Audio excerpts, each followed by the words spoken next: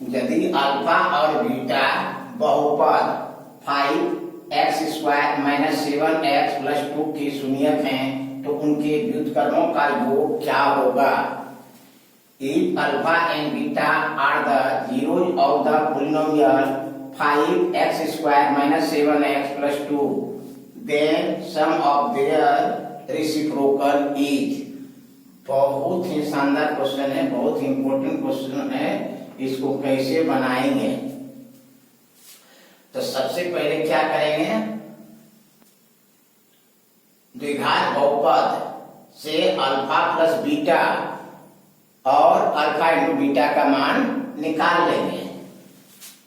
Since alpha और beta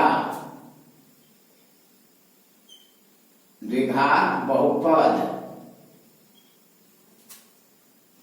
5x² - 7x + 2 के शून्यक हैं,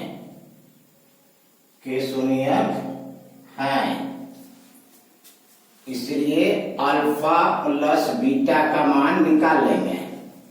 अल्फा प्लस बीटा का फॉर्मूला होता है -b/a माइनस, अब b क्या है? b है x का कोफिशिएंट। b क्या है? x का कोफिशिएंट, तो x का कोफिशिएंट है -7, तो -7 बाय a, तो a क्या है? x² का कोफिशिएंट, तो x² का कोफिशिएंट 5 है, तो बाय 5 कर देंगे, माइनस इंटू माइनस प्लस हो जाएगा 7/5। फिर अल्फा इंटू बीटा का मान निकाल लेंगे, तो अल्फा इंटू बीटा का फॉर्मूला होता है c/a। c क्या है? कांस्टेंट। तो द्विघात बहुपद 5x² - 7x + 2 में कांस्टेंट टर्म आपका 2 है, तो 2/a, तो a क्या है? x² का कोफिशिएंट, तो x² का कोफिशिएंट 5 दिया हुआ है, तो बाय 5। अब क्या कर रहे हैं, उनके व्युत्क्रमों का योग क्या होगा? Find the sum of their reciprocal. Therefore, sum of their reciprocal क्या हो जाएगा? 1/अल्फा प्लस 1/बीटा।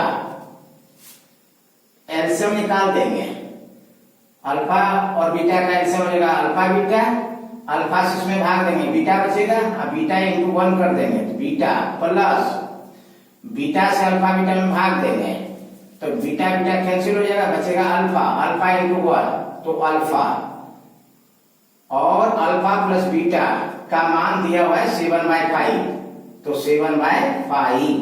अब बाय जो है अल्फा इंटू बीटा का मान दिया हुआ है 2/5, तो 2/5, तो 7/5 इंटू कर देंगे, तो ये 5 ऊपर चलेगा, तो 5/2, 5 कैंसिल, तो 7/2, तो करेक्ट आंसर होगा 7/2। और 7/2 देखिए तो आपका किस ऑप्शन में दिया हुआ है? ऑप्शन ए में दिया हुआ है, तो करेक्ट आंसर आपका ऑप्शन ए हो जाएगा। कैसे ज्ञात किए? तो सिंस अल्फा और बीटा द्विघात बहुपद 5x² - 7x + 2 के शून्यक हैं, तो क्या किए? सबसे पहले अल्फा प्लस बीटा का मान ज्ञात कर लिए। अल्फा प्लस बीटा का फॉर्मूला क्या होता है? -b/a इक्वल टू माइनस, अब b क्या है? x का कोफिशिएंट, तो x का कोफिशिएंट क्या है? -7, तो -7 बाय a, तो a क्या है? x² का कोफिशिएंट, x² का कोफिशिएंट क्या दिया हुआ है? 5, तो बाय 5 हो गया। फिर क्या किए? अल्फा इंटू बीटा का मान निकालिए। अल्फा इंटू बीटा का फॉर्मूला क्या होता है? c/a। c क्या है? कांस्टेंट, और a क्या है? x² का कोफिशिएंट। तो बताइए इसमें कांस्टेंट टर्म क्या है? 2, तो 2/a, तो कोफिशिएंट ऑफ x², तो x² का कोफिशिएंट 5 दिया है, तो बाय 5। इसके बाद क्या कर रहा है कि व्युत्क्रमों का योग क्या होगा? मीन्स 1/अल्फा प्लस 1/बीटा का मान निकालना है। अल्फा का व्युत्क्रम क्या होगा 1 बाय अल्फा, बीटा का व्युत्क्रम क्या होगा 1 बाय बीटा। तो दोनों का सम निकाल देंगे, एलसीएम निकाल देंगे। तो अल्फा बीटा, अल्फा से इसमें अल्फा बीटा में भाग देंगे, क्या बचेगा बीटा, बीटा इंटू 1 कर देंगे, बीटा प्लस बीटा से इसमें भाग देंगे, अल्फा बचेगा, अल्फा इंटू 1 अल्फा, और अल्फा प्लस बीटा का वैल्यू पुट कर दिए 7 बाय 5 बाय अल्फा बीटा का वैल्यू पुट कर दिए 2 बाय 5। तो 7 बाय 5 इंटू करेंगे तो 5 ऊपर चल जाएगा, 2 नीचे आ जाएगा, 5 5 कैंसिल, तो 7 बाय 2। तो करेक्ट आंसर होगा 7 बाय 2। और 7 बाय 2 आपका किस ऑप्शन में दिया हुआ है देखिए तो ऑप्शन ए में। तो करेक्ट आंसर आपका क्या होगा बताइए, ऑप्शन ए हो जाएगा। दूसरा प्रश्न को देखिए, द्विघात बहुपद px जिसमें -81 और 3 क्रमशः गुणनफल और एक शून्य है, तो द्विघात बहुपद का मान क्या होगा उसको ज्ञात करना है। The quadratic polynomial px with -81 and 3 as product and one of the zeros respectively is। ये प्रश्न भी बहुत ही शानदार प्रश्न है, बहुत इंपॉर्टेंट प्रश्न है, कैसे बनाएंगे।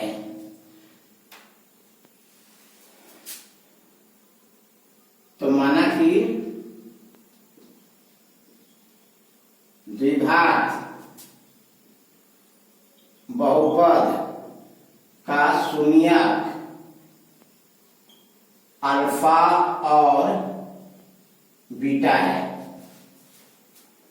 तो प्रश्न में दिया हुआ है कि -81 क्या है गुणनफल प्रोडक्ट, तो alpha into beta equal to दिया हुआ है -81 एंड 3 जो है एक शून्य है, तो लेट अल्फा इक्वल टू जो है 3।